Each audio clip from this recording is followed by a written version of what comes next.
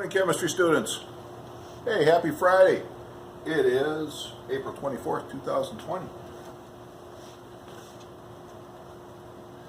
So, here's today's learning target. We're going to learn how to draw Lewis structures for simple molecules. Okay, that's your goal. I can draw Lewis structures for simple molecules. So we're going to have to learn what a Lewis structure is, how to draw it, and hopefully along the way, what the significance is, what it can help us see in chemistry, which is a lot. What we're going to find out is for many of the questions that would come up later in this chapter, the first thing you do is draw a Lewis structure to help you see what you're dealing with.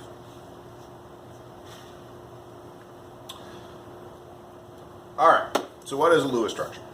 We've already talked about what a structural formula is. And a Lewis structure is a type of structural formula. And essentially, we've dealt with dot diagrams for atoms, for particular elements, but think of taking a dot diagram and extending that idea to a molecule, and you got a Lewis structure. So as a structural formula, it's going to show us the type of atoms, it's going to show us the number of atoms, and it's going to show us the arrangement of atoms. That's all part of a structural formula. Where a Lewis structure is a little bit special is that all the valence electrons for all the atoms are going to be shown in that Lewis structure. And typically, they're going to be shown in one of two ways. They're either going to be a shared pair, which, if we think of our definition of covalent bonds, a covalent bond is a shared pair of electrons. So we have bonds, and we have unshared pairs. So sometimes there's going to be pairs of electrons that aren't shared between atoms. They're just attached to one atom.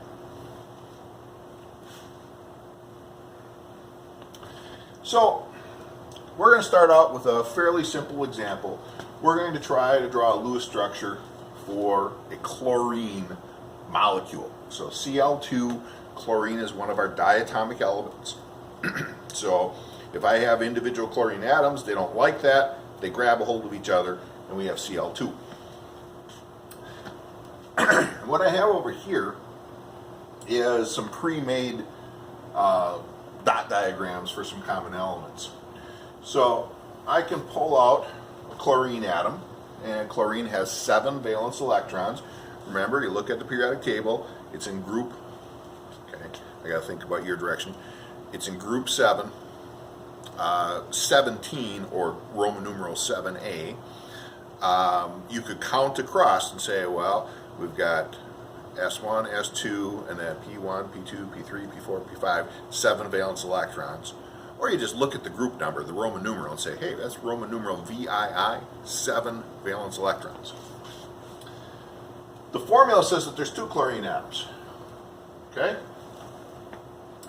Now, that chlorine would like another electron. You can see it right there. That chlorine would like another electron. You can see it right there. How do you explain the group of 2? Doesn't look like this works. Okay? But remember, atoms are objects. Let's just tip the object over.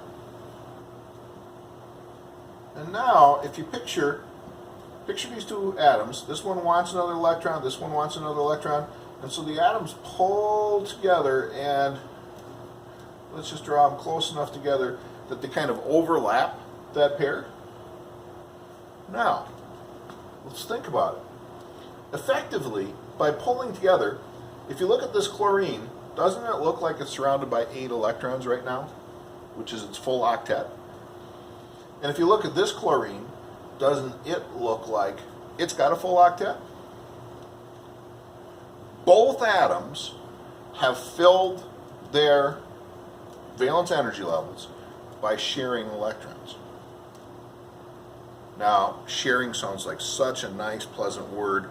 Remember, I kind of showed you yesterday that the sharing is more like, they both want the electrons. Neither one wants to let go, and they're stuck together. Okay? Both grabbing hold of the same pair.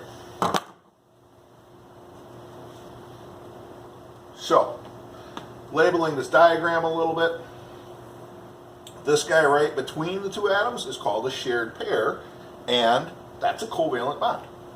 That's what's actually holding those two atoms together, is the mutual attraction each atom has for that shared pair of electrons. Okay? Now, all these other things on the outside are examples of unshared pairs. Each atom has 4 pairs of electrons, 3 unshared and 1 paired. So, shared pairs are electron pairs involved in covalent bonding. They're always shared between just 2 atoms. Unshared pairs are electron pairs not involved in bonding, and they're associated with just 1 atom.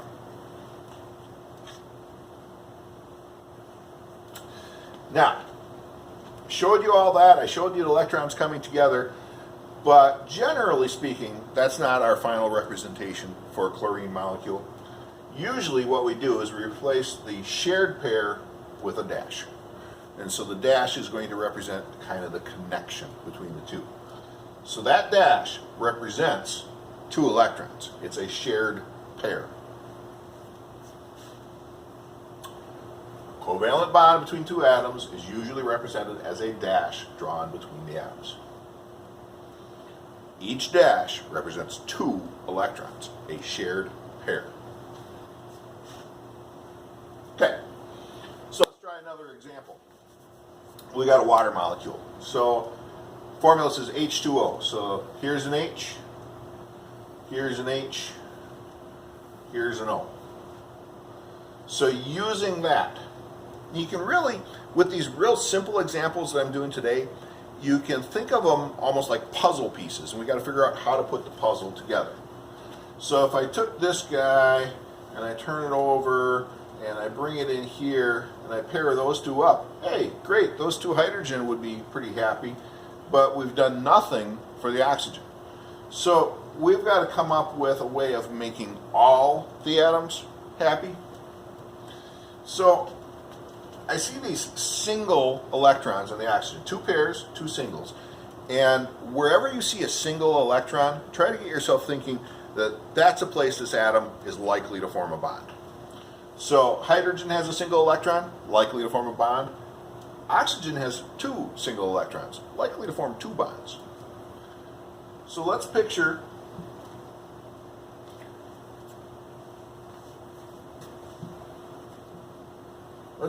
this hydrogen coming over and sharing a pair of electrons there. And then let's picture this hydrogen coming in and sharing a pair of electrons there. And, okay, is everybody happy? If you count around the oxygen, there's now 8 electrons around it. It's filled up its noble gas configuration. It's filled up its octet.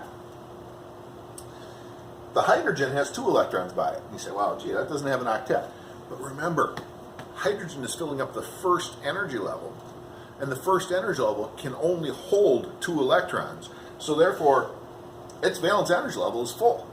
It's got as many electrons in its energy level as it can hold. So all the atoms have filled up their valence energy level. Everybody's happy. We normally replace shared pairs with dashes, so the way we usually represent that is like this. Now, let me just take it a little bit. Oops, that's not quite what I wanted to do.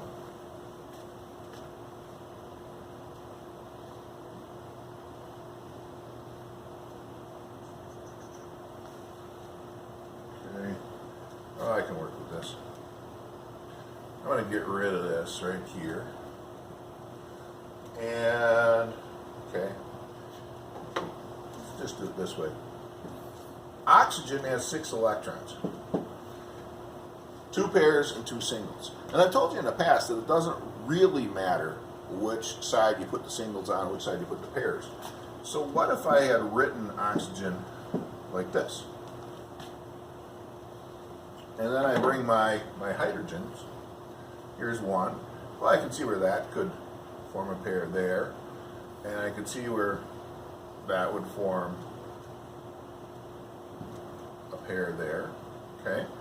And so from this, it looks like I have hydrogen, single bond, oxygen, single bond, hydrogen, unshared pair, unshared pair.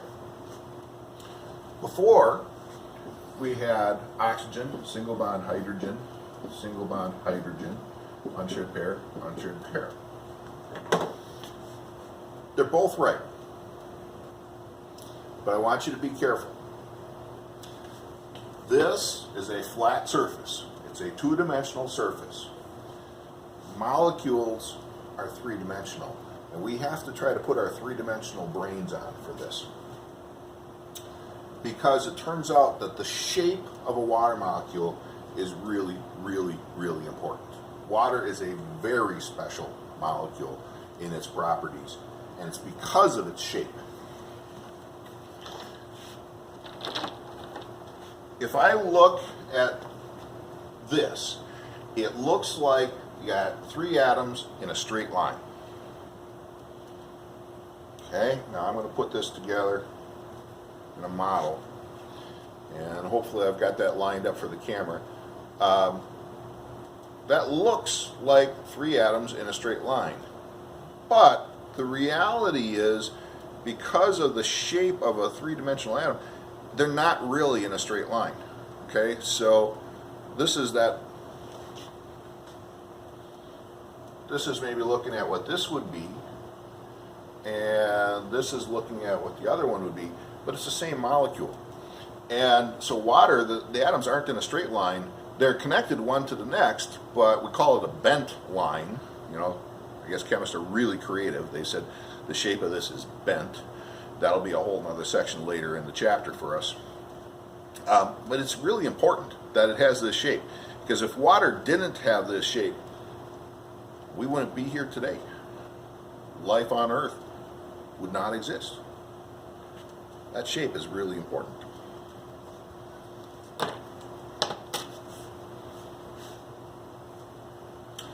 Okay, continuing. Let's try to draw a Lewis structure for ammonia. And I'm not sure if I've referred to ammonia yet this year. There are some compounds that are so common and important that they have special names. Okay? Water, instead of calling it dihydrogen monoxide, we call it water. It's got a special, unique name. Ammonia is the simplest molecule of nitrogen and hydrogen. And it is NH3. And so this is one that you should probably just open up your brain and take out the hammer and chisel and carve that right in your brain. NH3 is ammonia. I'm going to bring out a nitrogen, and I'm going to bring out a hydrogen, and a hydrogen, and another hydrogen. Okay, that's what our formula says. How are we going to put them together?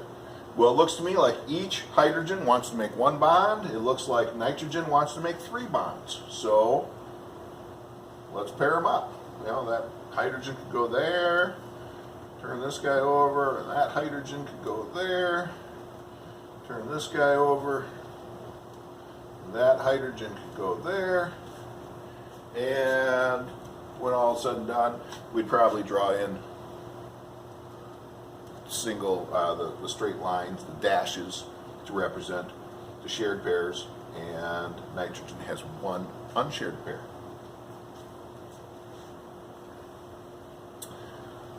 I think we're going to do just probably one more for today. Carbon dioxide.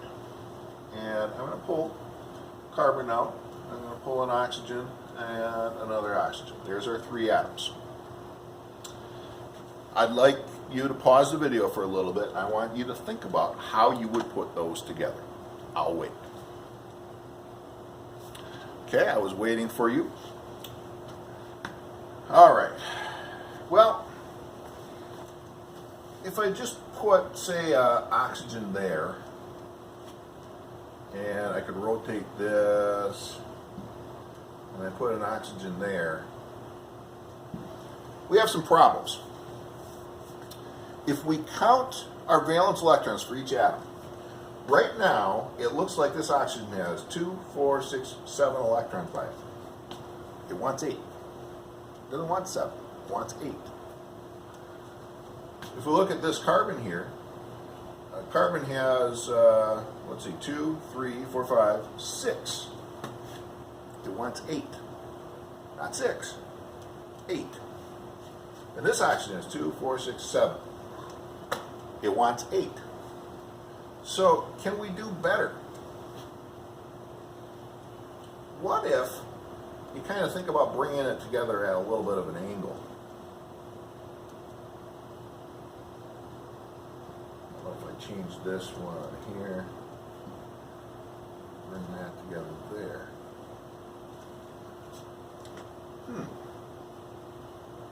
You know, if we imagine squishing it together a little bit more, that these two pairs both get shared, then oxygen would have 2 unshared pairs, that's 4 electrons, and 2 shared pairs, that'd be 4 electrons, that's 8.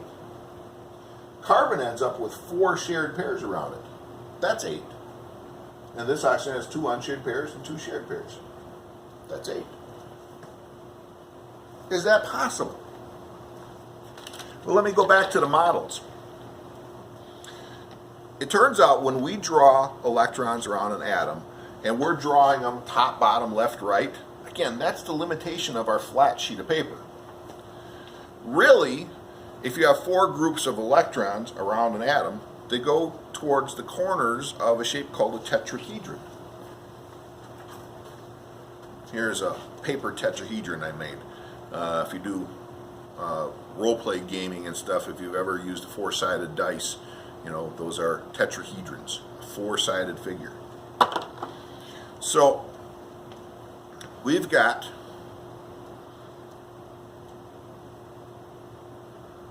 two atoms here, and I'm showing the 4 positions for the electrons. Now let's think about making bonds. I could bring these atoms together and overlap one of those regions of space each to make a single bond. I could bring them together and overlap 2 regions of space to make a double bond. It turns out I can even overlap 3 regions of space to make a triple bond. But if you look at the geometry here, you can never get a quadruple bond. You can never get 4 pairs of electrons shared between 2 atoms. I can get up to, I can have 1, 2, or even 3 regions of space shared. So the way we would draw this carbon dioxide molecule is we'd show oxygen, and then we'd have 2 dashes to represent our double bond, carbon, and then 2 dashes representing our double bond. So here I drew it kind of at the angle, but usually we kind of just draw it out straight on our paper. Notice that I angled those other electrons towards the corners a little bit because that's what would happen. If I bring these together to share the 2 pairs, these other electrons are kind of arranged out, angled away from the center line.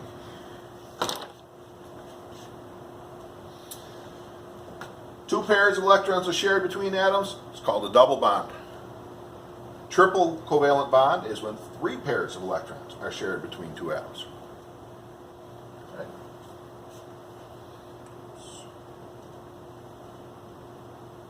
I think you've hopefully got the idea. I have a couple more examples, but really I want you to practice this now. So I'm going to give you a worksheet with some exercises that you draw out. Be sure that you're trying, and if you're stuck on something, be sure that you come back and ask questions. But really, this part today is pretty simple ones where you can think of them as a puzzle piece. Tomorrow, I'm going to take it a step further, and we're going to do examples where it's harder than thinking about puzzle pieces coming together. We're going to have to change our thinking of that a little bit. So, that's it for today. I'll have your assignment and everything online. As always, if there's questions, let me know. Take care, stay safe, enjoy your weekend.